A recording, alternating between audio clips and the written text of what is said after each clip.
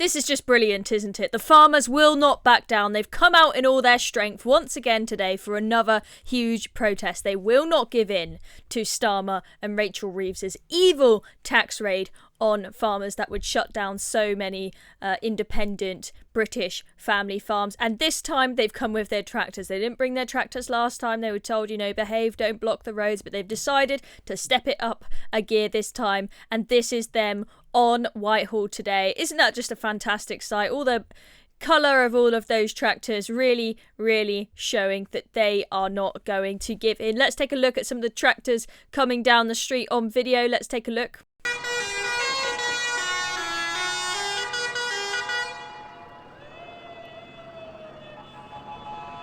Look at the back of this one. Brilliant display there. R.I.P. farming with our farmers. Then we've got Starmer the Grinch here. Brilliant, brilliant. The final straw. Very good. I like that they've managed to make a music festival out of it as well, with some very talented honking going on there. And this is what some of the farmers had to say at the protest, speaking to ITV. None of this lot here today will give in, and I want to make that message loud and clear. This is a very small demonstration of what we're capable of. Don't go after farming. I'll probably earn less than someone on the dole. You do it for love, and then they just try and destroy it every way they can. They just want to take everything off you. This journey will go on and on until we get what we need. This cannot happen, it will not happen, and it's not going to happen. We've got big equipment, probably more than the army. And Good we're clever. point. We control a lot of cities, what comes in and out. So I think there's a lot more to come if they don't start to listen. Would farmers in the UK ever stray? Absolutely 100%. I think so far we've seen civil behaviour. There's talk of more disruption.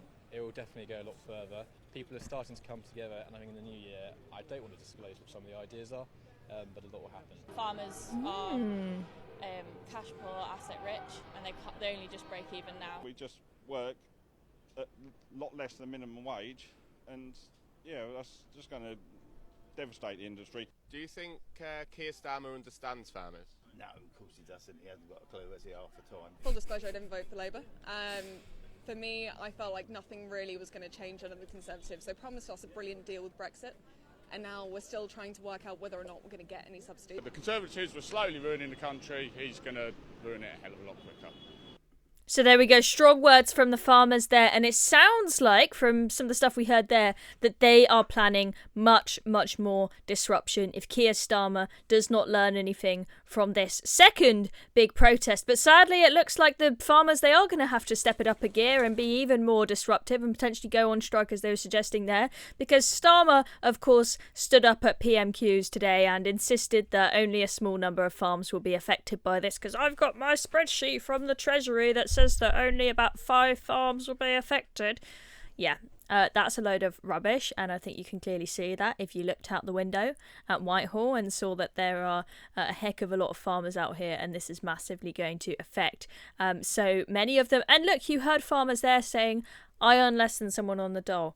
I earn less than minimum wage. I mean, I'm honestly just really impressed that these farmers have managed to take the time out of their schedules to come to London. A lot of them have come from really, really far away with a tractor that probably doesn't move that fast down the motorway.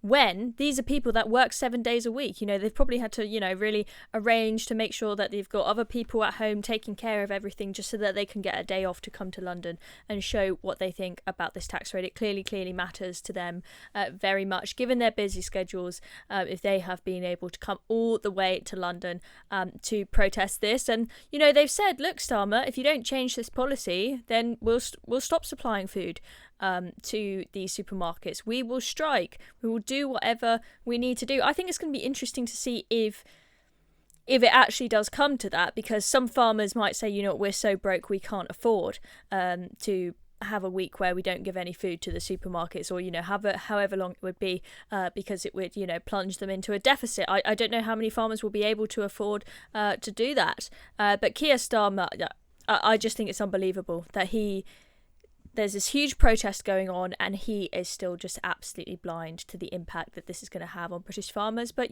he's been meeting with BlackRock. He's been meeting with Bill Gates. I don't want to be a conspiracy theorist, but, we know BlackRock, they've been getting involved with taking over farmland in Ukraine and whatnot as part of the deals going on there.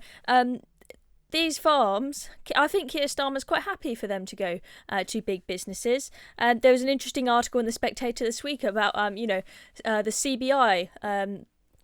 They are the business group that is the biggest lobby group in politics that will be able to be in various governmental meetings and advise the government. And there's an interesting article in The Spectator saying how the CBI is actually Labour's friend. And you might say, why? Surely businesses are not in favour of Labour's budget. This is not a budget for growth. But the big, huge companies love it because they want the little man to disappear. Okay, they are very happy if there are high barriers to entry and taxes that make it impossible for small businesses to survive, because the big businesses who are part of the CBI, it suits them very, very well. Now, I just want to, speaking of the impact on the little man, I want to have a look at this video of Nigel Farage, who went along to that protest today. We saw him put up a video of teenagers screaming, so happy to see him there. But let's have a look to what he had to say on GB News, speaking to Bev Turmer. Welcome back to Britain's Newsroom on GB News. Welcome back to Westminster, and good morning to Nigel Farage. It wouldn't be a farmers' protest without you here showing your support. But just remind everybody at home, everybody that's listening and watching on TV, why this is so important to you. The English countryside is loved and admired all around the world, predominantly because families have husbanded the land for, in some cases, centuries. What these tax changes do is they mean inevitably very large numbers of farms will leave the families that have looked after them, be sold off, undoubtedly, to giant American corporations who will probably put solar on half of it, and on the other half, probably introduce kinds of agricultural practices that are so intensive that many of us will find it repulsive. So it matters at every level.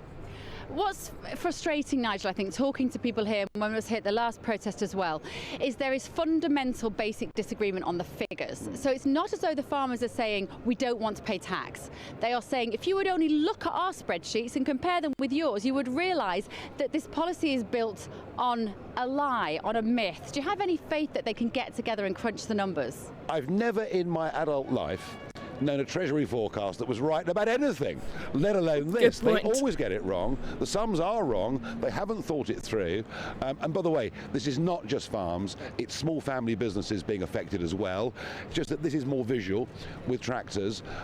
It's a massive assault on the private sector, but in particular, this is really a battle of global corporates who will benefit out of this as against the little man and little woman. There we go. So that's Nigel giving his thoughts there, and I think he's absolutely spot on to say this is big corporations versus the little man. I think that one thing that is great about this country is that we have so many small businesses.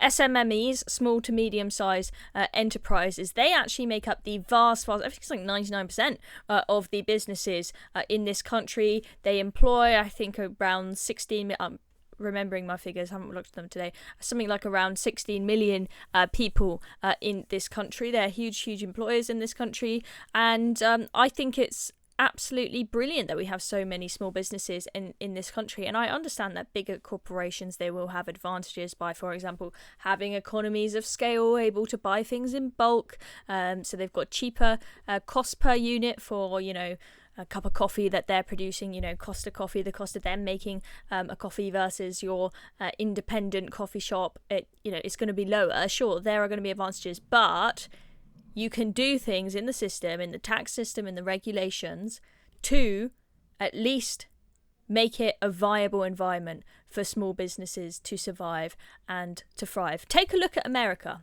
Okay, I don't know how many of you viewers have spent much time travelling around America, but the high streets there look very, very different to the high streets in Britain. Okay, and I think it's important that we stress the impact on small businesses, because I know that these protests are about farming, but this is not just farming. That's just one industry. This is about every industry where there are small businesses involved, that we are going to have big trouble, and it's going to be taken over by big firms. Look at American high streets, okay? It's all chains. Every high street there looks exactly the same. No novelty, no character. It's your Dunkin' Donuts, your Whole Foods, your Wells Fargo, Starbucks, Panera Bread. Okay? It's all the same crap on every single street because it's all big companies. I love that Britain has character and we can have independent coffee shops. Okay, we've got independent shops. Of course, we've got some big chains. Of course, that's inevitably going to happen.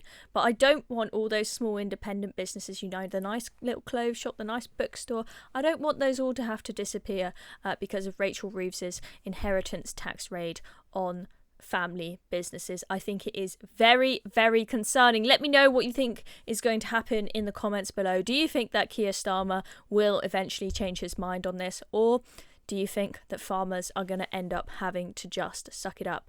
I'm Chloe Dobbs. Thank you very much for watching this video. Still watching? Well, I've got a quick ask for you. Recent UK, we're fighting the woke brigade and inspiring young Brits, but we need your help to go bigger. We're hosting a fundraiser and would love you to sign up and share the link on the big day. It's easy, it makes a massive impact, and there are prizes for top fundraisers. Click the Google form in the description to join us. Cheers very much. Let's keep going together.